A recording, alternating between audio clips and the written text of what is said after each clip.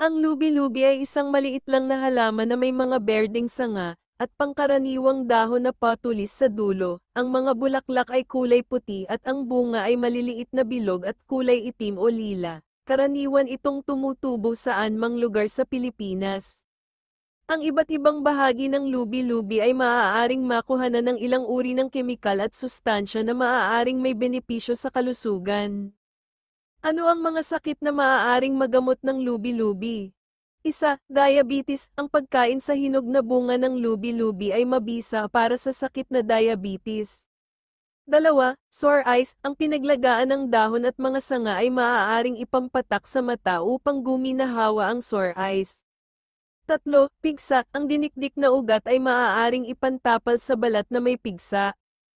Apat, sugat. Makatutulong din ang pagtatapal ng dinikdik na ugat sa sugat para mapabilis ang paghilom nito. 5. Bunny, maaaring ipantapal naman ang dinikdik na hilaw na bunga ng lubi-lubi sa balat na apektado ng bunny. 6. Rayuma, maaari din ipantapal sa mga nananakit na kasukasuan ang dinikdik na dahon ng rayuma. 7. Lagnat, mahusay na pampababa ng mataas na lagnat ang pag-inom sa pinaglagaan ng halaman.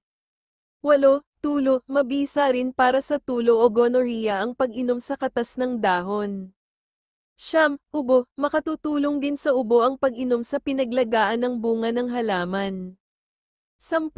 Paso, maiibsan ang kondisyon paso sa balat sa tulong ng pagtatapal ng dahon sa apektadong balat. Disclaimer, ang mga halamang gamot ay maaaring makatulong sa iba't ibang mga karamdaman, subalit marami dito ay wala pang sapat na pag-aaral at wala pang kasiguraduhan. Ang mga halamang gamot ay maaaring gumana sa ilan, ngunit sa iba ay maaaring hindi naman gumana, gaya ng ibang gamot. Mahalagang isangguni ang pag-inom ng mga halamang gamot sa inyong doktor.